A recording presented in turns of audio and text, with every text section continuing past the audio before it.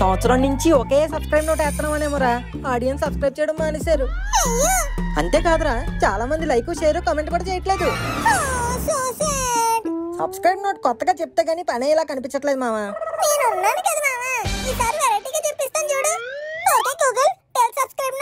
మా Funmoji facts channel మీ IP పుడే subscribe చేసుకుని పక్కనే అన్న గంటని గట్టగా కొట్టాలి. ఇప్పుడే ఈ వీడియోని లైక్ అండ్ షేర్ చేసి మన ఫన్మోజీ ఫ్యాక్ట్స్ ఛానల్ ని సబ్స్క్రైబ్ చేసుకోండి. చెప్పింది చాలు రా, ఇంకా వీడియో వేయి.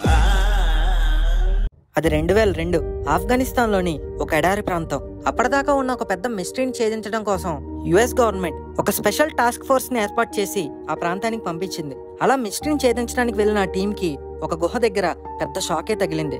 మామూలు మనుషులు తగులుతారనుకుంటే ఒక వింత జీవి కనిపించి వాళ్ళల్లో ఒకరిని ఎగరేసుకుపోయింది. అసలు ఏంటా జీవి? ఆ మనిషిని ఏం చేసింది? ఇంతకీ అది మనిషి లాంటిదేనా లేకపోతే ఏలియనా? పదండి తెలుసుకుందాం.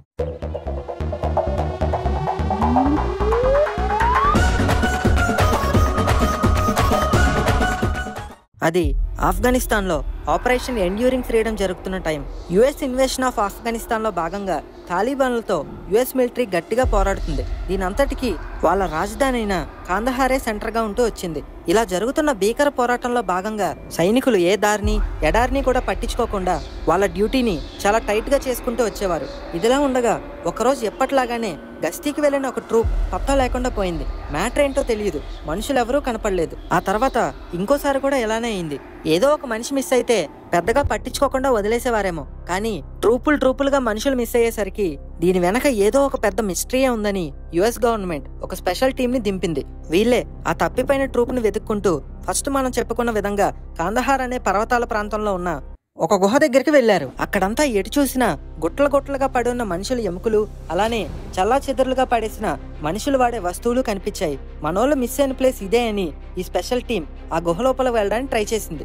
అప్పుడే దాదాపు 13 అడుగులు ఎత్తున్న ఒక ఆకారం బయటకు వచ్చి ఒక బల్లాన్ని ఈ సైనికుల గుంపు మీదకు విసిరింది. అది కాస్త డాన్ అనే ఒక సైనికుడి శరీరంలోకి దూసుకెళ్లిపోయింది. ఈ సడన్ షాక్ లో నుంచి తేరుకుంటూ మిగిలిన సోల్జర్స్ వాళ్ళ దగ్గర ఉన్న full auto M4 carbines, recon carbines and M107 Barrett anti material rifles firing 50 BMGతో బుల్లెట్ల వర్షం కురిపించారు. దాంతో దెబ్బగా భారీ ఆకారం నేల కొరిగింది. కేవలం 30 సెకండ్స్ లోనే ఇదంతా జరిగిపోవడంతో ఆ సోల్జర్స్ బతికి బట్టగట్టారు.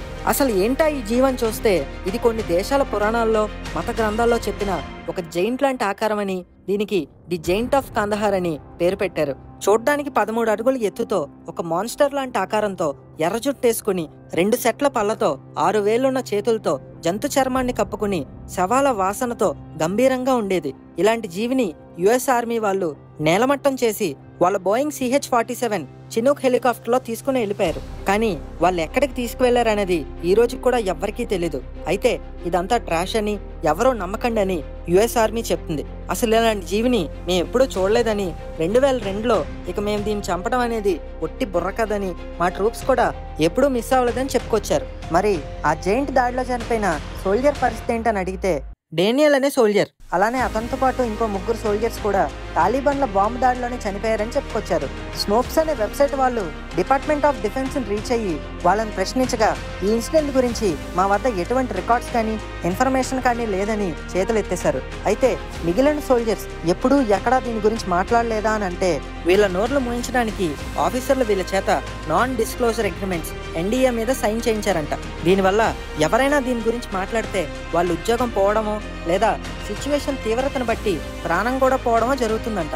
సో ఇది సైనికుల మధ్యలో ఓపెన్ సీక్రెట్ గా ఉండేది. అయితే కొన్ని సంవత్సరాల తర్వాత LA మార్జులీ అనే ఒక యూట్యూబర్ మిస్టర్ K అనే ఒక మిలిటరీ కాంట్రాక్టర్ ని ఇంటర్వ్యూ కోసం రీచ్ అయ్యాడు. ఈ మిస్టర్ K ఆ జైంట్ దాడి చేసినప్పుడు అక్కడే ఉన్న ఒక ప్రత్యక్ష సాక్షి. ఆ ఇంటర్వ్యూలో జైంట్ ఒక స్పియర్ ని పట్టుకొచ్చి డాన్ అనే మా యునైటెడ్ స్టేట్స్ సోల్జర్ ని చంపడం నిజమని, దీని అధికారులే రహస్యంగా దాచేశారని చెప్పుకొచ్చాడు. కొన్ని రోజుల దాకా ఇంటర్నెట్ లో పరుగులు పెట్టిన ఈ వీడియో సడన్ గా ఆ తర్వాత కనిపించకుండా పోయింది. ఈ వీడియో వల్లనే ఎక్కువ శాతం బయట జనాలకి ఈ కాందహార్ జైంట్ గురించి తెలిసింది. అసలు అంత కొండ ప్రాంతాల్లో ఈ జైంట్ ఏం చేస్తుంది? ఇంతకీ అక్కడ ఈ ఒకటే ఉందా లేదా ఈ జాతి వాళ్ళు ఇంకా ఉన్నారా? ఈ ప్రశ్నలకి ఇప్పటికీ ఎవరికి కూడా ఆన్సర్ తెలీదు. మామూలుగా మన మనుషులం యావరేజ్ గా ఒక 6 అడుగులు ఉంటాం. అలాంటిది ఆ జైంట్ ఒక 12-13 అడుగులు ఉండడానికి కారణం ఏంటని చూస్తే చాలా మంది ఆఫీసర్స్ ఆఫ్ఘనిస్తాన్లోని మౌంటైన్స్లో వింత వింత గుహల దగ్గర వీటిని రెగ్యులర్గా చూస్తూ ఉంటారని, వీళ్ళు బైబిల్లో చెప్పిన నెఫిలం అని, అందుకే ఇంత హైట్ ఉన్నారని చెప్పుకొచ్చారు. ఈ నెఫిలం బైబిల్లో కనిపిస్తాడు. మైటీ మెన్ అయిన ఈ మనిషి ఫిజికల్గా బాగా స్ట్రాంగ్. ఇతను దేవుళ్ల కొడుక్కి మనుషుల కూతుర్లకి పుట్టిన పిల్లాడు. హిబ్రూ బైబిల్లోని ఫస్ట్ జెనిసిస్ అలానే నెంబర్స్లో ఈ జైంట్ పైనుంచి పడిపోయిన ఫాలెన్ వన్స్ అని చెప్పబడింది. ఇంకొంతమంది అయితే వీళ్ళని రాక్షసులు అని కూడా అంటుంటారు. కొన్ని శతాబ్దాలుగా జుడియిజం అలానే క్రిస్టియానిటీలో ఈ నెఫిలం మీద భిన్నమైన అభిప్రాయాలు ఉన్నాయి. కొంతమంది ప్రకారం ఫస్ట్ మనం చెప్పుకున్నట్టుగా దేవుళ్ల కొడుక్కి మనుషుల కూతుర్లకి పుట్టిన సంతానమే ఈ నెఫిలంలంటే, రెండో థియరీ ప్రకారం దయ్యాలకి మనుషుల కుమార్తెలకు పుట్టిన వాళ్ళు వీళ్ళని, ఇక మూడో థియరీ ప్రకారం వీళ్ళు సేత్ అని అంటారు. ఇంతకీ ఈ సేత్ అంటే ఏంటి అనేదేగా మీ డౌట్. మీకు యాడమ్ అండ్ ఈవ్లు తెలిసే ఉండొచ్చుగా, వాళ్ళ మూడో కొడుకే ఈ సేత్. ఇక ఈ థియరీలన్నీ పక్కన పెట్టేస్తే రీసెంట్గా ఇవి ఎక్కడైనా కనిపించాయా అంటే ఎస్ కనిపించాయి, కానీ అఫీషియల్ కన్ఫర్మేషన్ అయితే లేదు. 2009లో థర్మల్ స్కోప్తో ఒక సోల్జర్ కాపలా కాస్తూ చుట్టుపక్కలంతా గమనిస్తున్నప్పుడు ఒక దగ్గర చాలా వేడి ఉండడం చూశానని, ఫస్ట్ అది తాలిబాన్స్ పని అనుకున్నాడని, ఆ తర్వాత అది జైంట్స్ పని అని తెలిసిందని చెప్పాడు. ఒక ఎనైమస్ ఎయిర్ ఫోర్స్ డ్రోన్ ఆపరేటర్ కూడా ఆఫ్ఘనిస్తాన్ నార్థన్ పార్ట్లో వర్క్ చేస్తున్నప్పుడు 12 అడుగులున్న 3 జైంట్స్ని చూశానని, అర్ధరాత్రి పూట మిడ్ వేవ్లో ఉండడం వల్ల బ్లాక్ హ్యూమనాయిడ్ హీట్ సిగ్నేచర్స్గా వీళ్ళు తనకు కనిపించారని చెప్పాడు. 10 నిమిషాల పాటు వీటినే గమనిస్తూ ఉన్నానని, అవి దూరంగా ఒక చోట ఫైర్తో ఆడుకుంటున్నాయని, వీళ్ళ ముందు మేకలు కూడా పిల్లుల్లా కనిపిస్తున్నాయని అన్నాడు. ఇంకొక ఎయిర్ మ్యాన్ కూడా కోరంగల్ వ్యాలీకి నార్త్ ఈస్ట్లో రియల్ టైం వీడియో ఫీడ్ని స్కాన్ చేస్తూ అనలైజ్ చేస్తుండగా ఒక ఫైర్ చుట్టూ కొంతమంది ఉండడం చూశాడు. 20 నిమిషాల తర్వాత ఇద్దరు ఒక దుప్పటి కింద పడుకోవడం చూశాడు. కానీ వాళ్ళిద్దరు కాదు, ఒక్కడే ఇద్దరులా ఉన్నాడని రియలైజ్ అయ్యాడు.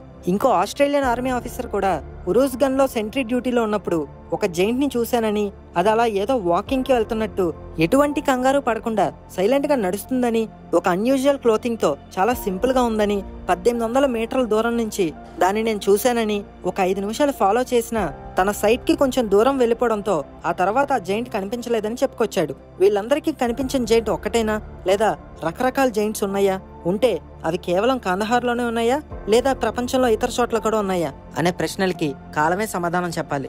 ఇప్పుడు మీరు చేయాల్సిన ఒక ఇంపార్టెంట్ పని ఏంటంటే, కాస్త మీ వేలును పైకెత్తి ఈ వీడియోని ఒక లైక్ అండ్ షేర్ చేసి మన ఫన్మోజీ ఫ్యాక్ట్స్ ఛానల్ని సబ్స్క్రైబ్ చేసుకోండి. అలాగే ఈ టాపిక్ పై మీ ఒపీనియన్ ఏంటో కింద కామెంట్లో పెట్టి మాకు